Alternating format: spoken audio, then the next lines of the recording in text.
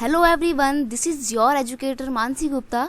Welcome to the another next video of Ready for Study. तो आज हम बच्चों क्या करने जा रहे हैं। आज हम क्लास 8th का साइंस सब्जेक्ट का वर्कशीट देखेंगे और ये वर्कशीट आपका है 12 वर्कशीट, यानी कि वर्कशीट नंबर 12 है ये। और इसकी डेट क्या रहेगी, इसकी डेट रहेगी 26 अगस्त 2021। ठीक है, तो यहाँ पर आपको अपना नाम लिखना है, यहाँ पर आपको आपके टीचर का नाम लिखना है जो आपको ये सब्जेक्ट पढ़ाते हैं। तो देखिए, आप अपनी वर्कशीट का जो भी काम करते हैं कॉपी में वो बहुत ही साफ़ सुथरा और अच्छा कीजिए, क्योंकि आपको आगे जाके उसके बेस पे ही नंबर मिलेंगे आपको। ठीक है, और आगे आप उसी अपनी कॉपी के बेस पे ही नेक्स्ट क्लास में प्रमोट होंगे। ठीक है बच्चों, तो बढ़ते हैं आपके वर्कशीट के सॉल्यूशन की तरफ। तो देखिए, वर्कशीट में इस बार फिर से सूक्ष्मजीव वाला टॉपिक ही है, यानी कि अभी आपका बुक का चैप्टर नंबर 2 ही चल रहा है। ठीक है, चलिए स्टार्ट करते हैं वीडियो को। यदि आपका सर्दी के मौसम में आम खाने का मन कर रहा हो या गर्मी के मौसम में स्ट्रॉबेरी खाने का मन कर रहा हो तो आप क्या करेंगे? आप क्या करेंगे बताइए। जैसा कि हम जानते हैं, सूक्ष्म जीव वातावरण में लगभग हर जगह मौजूद होते हैं। यदि इनको उचित परिस्थिति, ताप और नमी मिल जाए तो वे बहुत तेज़ी से वृद्धि कर सकते हैं। तो देखिए, जो बारिश का सीज़न होता है ना, उस टाइम पे ये सब कुछ सारी जो कंडीशंस हैं बहुत ही इजीली अवेलेबल होती हैं, क्योंकि उस टाइम पे तापमान भी बिल्कुल ठीक ठाक सा होता है, ना ज़्यादा गर्मी होती है ना ज़्यादा ठंड होती है, और मौसम में जो नमी है बाकायदा बनी रहती है, क्योंकि बारिश का मौसम है तो सर्दी से गीला गीला सा तो होता ही है, तो नमी जो है प्रॉपर बनी होती है। इसीलिए बारिश के मौसम में सूक्ष्मजीवी बहुत ही ईजिली जो है जन्म ले लेते हैं। ठीक है, भोजन का संदूषण। तो संदूषण का मतलब होता है भोजन का खराब होना। ठीक है, संदूषण का मतलब होता है खराब होना। तो भोजन का संदूषण क्या है? भोजन का संदूषण एक रासायनिक अभिक्रिया है जिससे खाने की वस्तु का रंग और स्वाद जो है वो बिल्कुल बदल जाता है और उसमें बदबू आने लगती है। ठीक है, तो आपने देखा होगा जब खाना खराब हो जाता है तो उसका कलर बदल जाता है, ठीक है, टेस्ट भी बदल जाता है, प्लस उसमें से बदबू आने लगती है, तो वो खाने योग्य नहीं बचता है। ठीक है, ऐसे खाने को फिर हम फेंक देते हैं, है ना। तो भोजन को सूक्ष्म जीवों से बचाने के लिए हम निम्नलिखित विधियों का प्रयोग कर सकते हैं। तो देखिए, अभी हमने पढ़ लिया कि सूक्ष्म जीवी हमारे खाने को ख़राब कर देते हैं, लेकिन अब हम पढ़ेंगे कि ऐसे कौन से तरीके हैं जिनको इस्तेमाल करके हम अपने खाने को या भोजन को सूक्ष्म जीवों के द्वारा ख़राब होने से बचा सकते हैं। ठीक है, जिससे कि हम पूरा साल हर तरह का फल और सब्जियां तथा उनसे बनी हुई चीज़ों को खा सकें। तो देखो, हम अगर अपने भोजन को बचा के रखेंगे तो पूरे साल भर हम उसको खा सकते हैं ना। जैसे कि मैंगो जो है उसको अगर हम बचा के रखेंगे तो सर्दियों के टाइम पे भी खा सकते हैं, है ना। तो हम पढ़ेंगे कि वो कौन कौन से मेथड हैं जिनका इस्तेमाल करके हम अपने खाने को लंबे टाइम तक के लिए बचा के रख पाते हैं।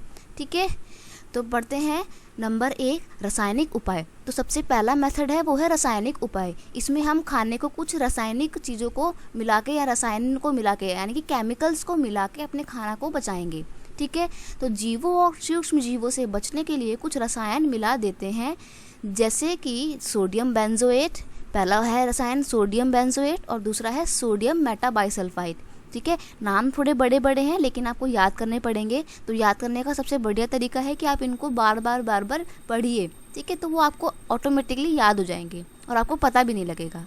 ठीक है, तो ये जो आपके रसायन हैं सोडियम बेंजोएट और सोडियम मेटाबाइसल्फाइड, इन्हें परिरक्षक कहते हैं।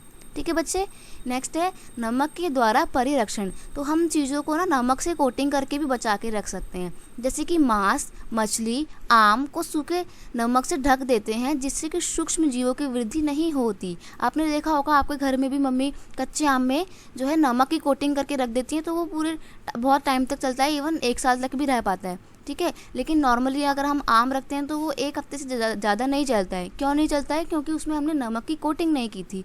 अगर हम नमक की कोटिंग कर देंगे तो आम जो है वो थोड़ा ज़्यादा टाइम तक चल सकते हैं। ठीक है, नेक्स्ट है चीनी द्वारा परिरक्षण। तो हम चीनी का इस्तेमाल करके भी अपने खाने को बचा सकते हैं। कैसे?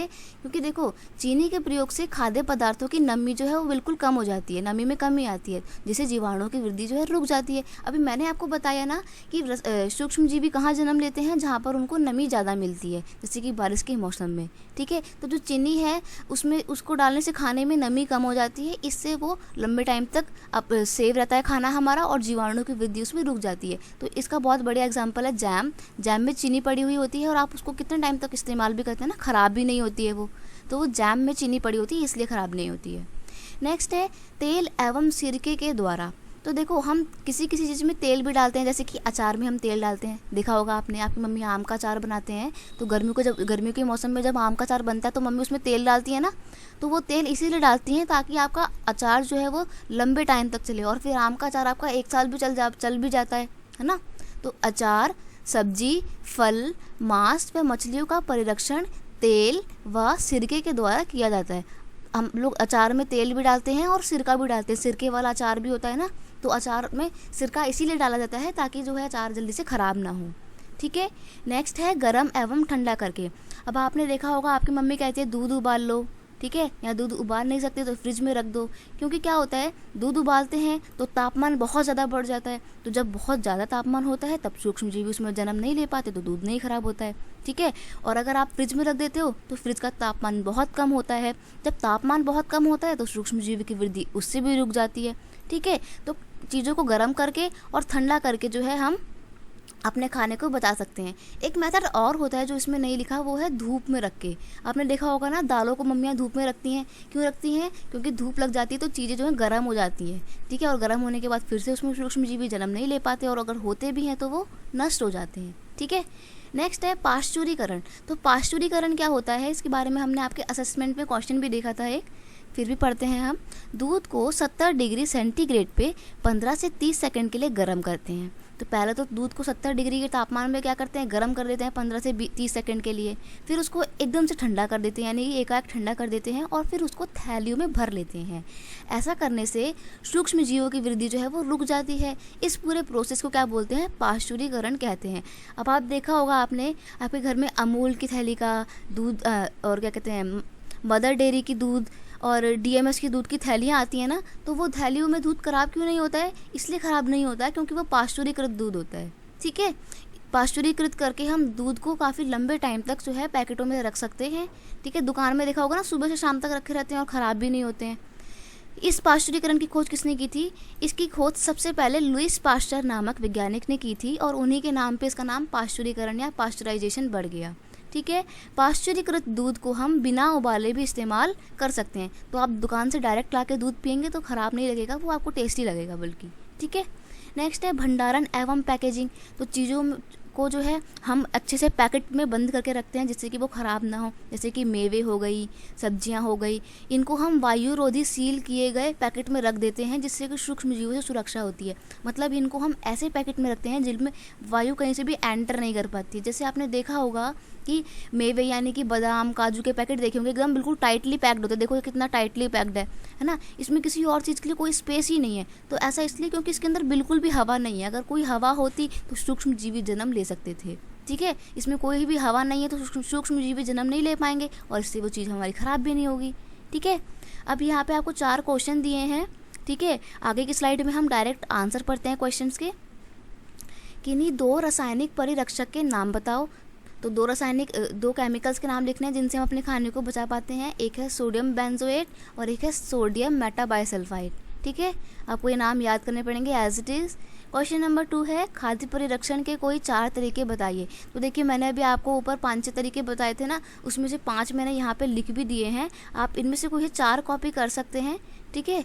दोबारा समझाने का कोई फ़ायदा नहीं क्योंकि हमने आपको पहले ही समझा दिया है। अगर आपको कोई डाउट है तो कमेंट सेक्शन में आप पूछ सकते हैं। ठीक है। नेक्स्ट क्वेश्चन है अचार में अधिक तेल व नमक क्यों डालते हैं। तो हमने ये भी पढ़ा था कि तेल डालते हैं ताकि हमारा अचार लंबे टाइम तक रहे, है ना, ख़राब ना हो जल्दी से। पढ़ते हैं अचार में अधिक तेल व नमक इसलिए डाला जाता है क्योंकि अधिक तेल व नमक सूक्ष्म जीवों को जन्म लेने से रोकता है, और इसलिए अचार लंबे समय तक ठीक रहता है। ठीक है। लंबे समय तक अचार को रखने के लिए हम उसमें अचार में तेल व नमक डाल देते हैं, साथ में सिरका भी कई बार डाल देते हैं। ठीक है।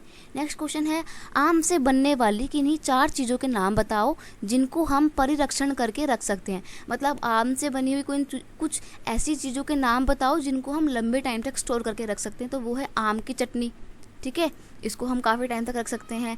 आम का जूस, देखो मैंगो शेक सिर्फ गर्मियों के मौसम में थोड़ी मिलता है, सर्दियों के मौसम में भी मिलता है ना। तो वो उनके पास आम कहाँ से आता है, वो आम उनके पास स्टोर होता है दुकान वालों के पास, ठीक है। और उनके पास जो फ्रिज होता है ना स्टोर करने का आम, वो अलग होता है, आपके घर वाला फ्रिज उनके पास नहीं होता है। तो ये तो बिल्कुल मत करना कि आप अपने घर में आम को फ्रिज में रख दोगे और सोचोगे कि वो भी सर्दियों में काम आ जाएंगे आम, ठीक है, उनका फ्रिज अलग होता है। नेक्स्ट है आम की आइसक्रीम। तो वही देखो, गर्मियों के मौसम में तो आइसक्रीम मिलती है, सर्दियों में भी आम की आइसक्रीम मिलती है। तो क्यों मिलती है, क्योंकि वो लोग भी आम को स्टोर करके रखते हैं। आम का अचार, तो आम का अचार मैंने बताया ना उसको कि अधिक तेल और नमक डाल के बनाएंगे अचार को, तो अचार लंबे समय तक रहता है, आम का बना हुआ अचार, ठीक है। तो ये थी आपकी पूरी वर्कशीट, आपको सारे क्वेश्चंस के आंसर मिल गए हैं, ठीक है। अगर कोई डाउट है तो कमेंट सेक्शन में पूछ सकते हैं, मैं आपको रिप्लाई करूँगी, ठीक है। वीडियो कैसा लगा कमेंट करके ज़रूर बताना, और अगर अच्छा लगता है तो अपने दोस्तों के साथ शेयर करो, ठीक है। चैनल को सब्सक्राइब करो ताकि मैं और ऐसी अच्छी नई वीडियो लेकर आती रहूँ, ठीक है दोस्तों। चलिए मिलते हैं नेक्स्ट वीडियो में, बाय बाय।